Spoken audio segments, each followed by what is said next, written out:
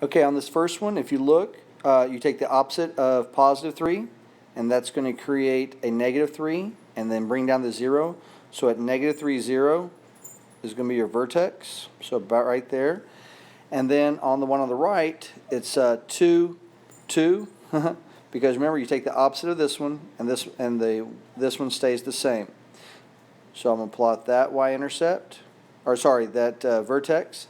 Now, on the one right here, you're going to have to take negative x plus 3 squared, and you're going to have to square this right here. So let's take a box, and I'm going to put x3, x3, and that gives me x squared, 3x, 3x, and 9, combine like terms.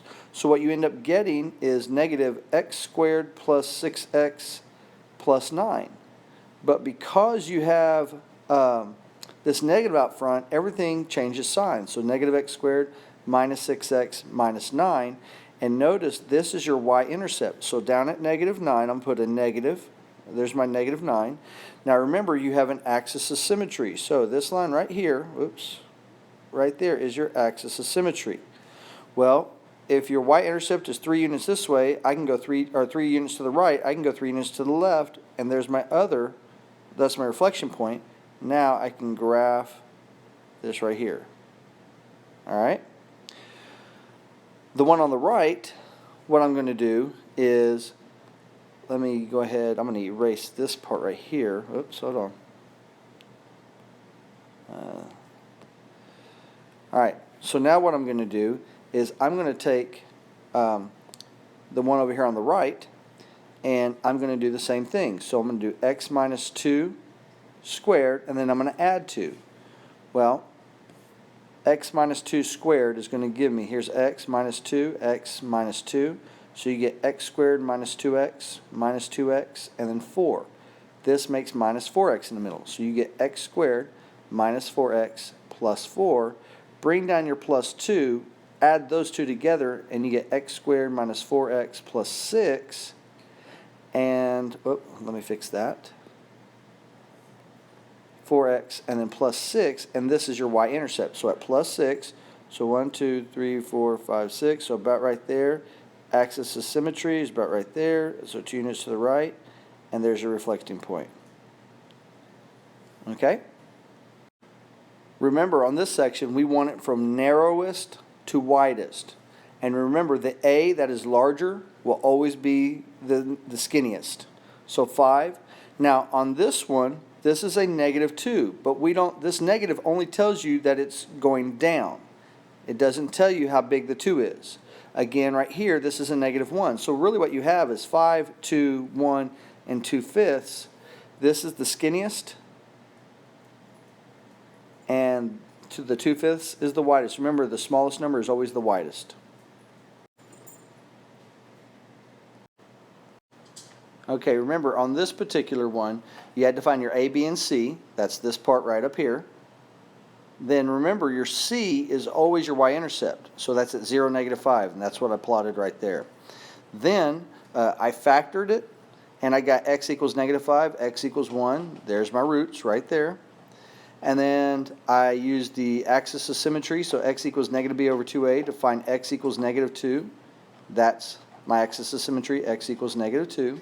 And then I plugged it into my equation, and I found y, and that gave me my vertex of negative 2, negative 9, and that's what I plotted right there.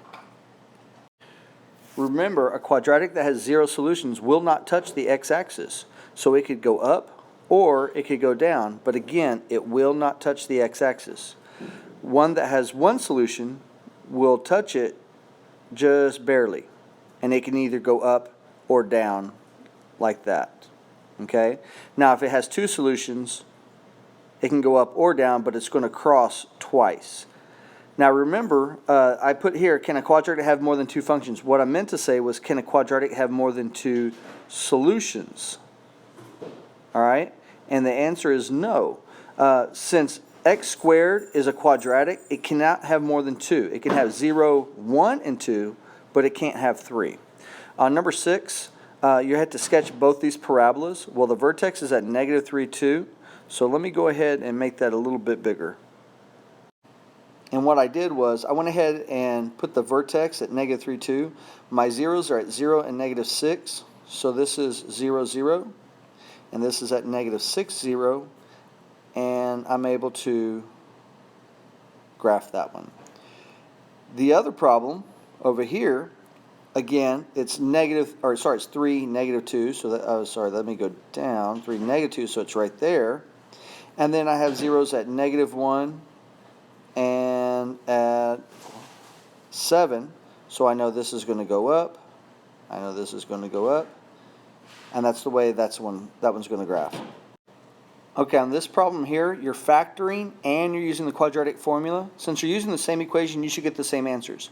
We took care of this problem previously in another problem, and so x was negative 5 and x equals 1.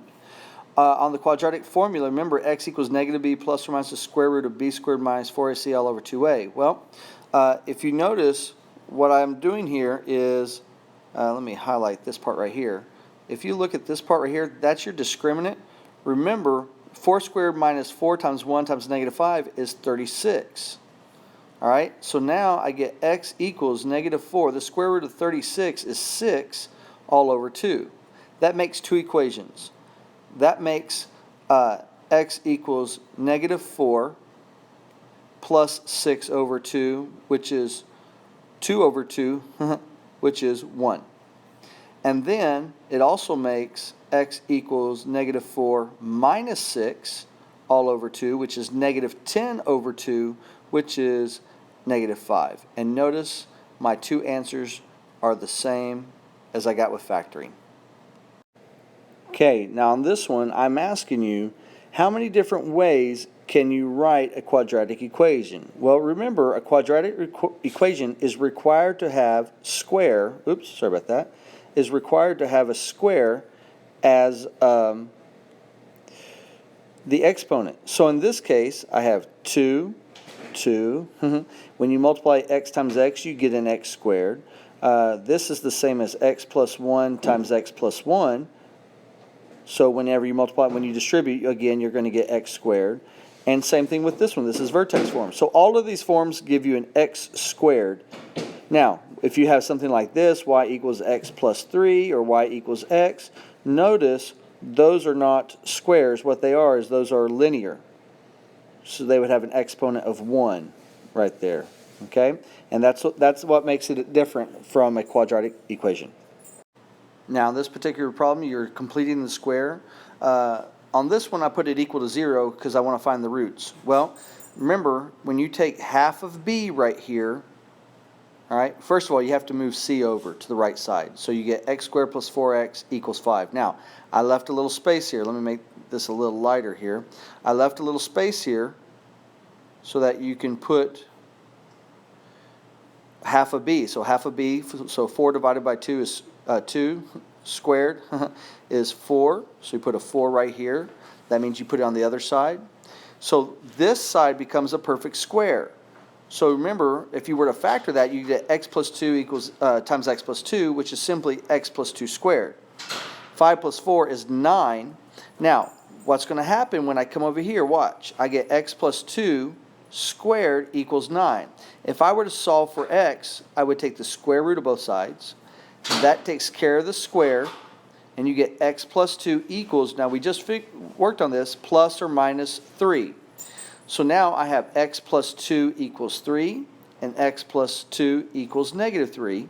So when I subtract 2 on both sides, I get two separate answers for my roots. I get x equals 1, and I got x equals negative 5, which again is the same thing I got with my previous two problems. Okay, on this last problem, you had to compare and contrast. I want you to notice some things that I did. I'm going to draw some attention to a couple of items. Right here, I basically factor it out a negative. I then factored the x squared minus 8x plus 7, and I put all three equal to 0. I put the negative 1 equal to 0, which that will never happen. X minus 7 equal to 0, and solve for x, I got x equals 7. And x minus 1 equal to 0, and that came out to x equals 1. That happens to be my roots right here. Now, I then found my vertex of x equals x equals 4. That's this right here. Then the last thing I found, oh, also by the way, when I took out that, if you look right here, that's my y-intercept of negative 7. And that's right there. Now, I'm going to use a different color. Now, if you look at the other problem, oh, and by the way, whenever I plugged in when I plugged in 4 right there, I plugged in 4 into the equation, and so when x is 4, y would be 9, and that was my vertex, which was right there. I'm sorry, which was up here. Now, on this other one, it was already in vertex form, so negative 4, negative 9, that's this right here.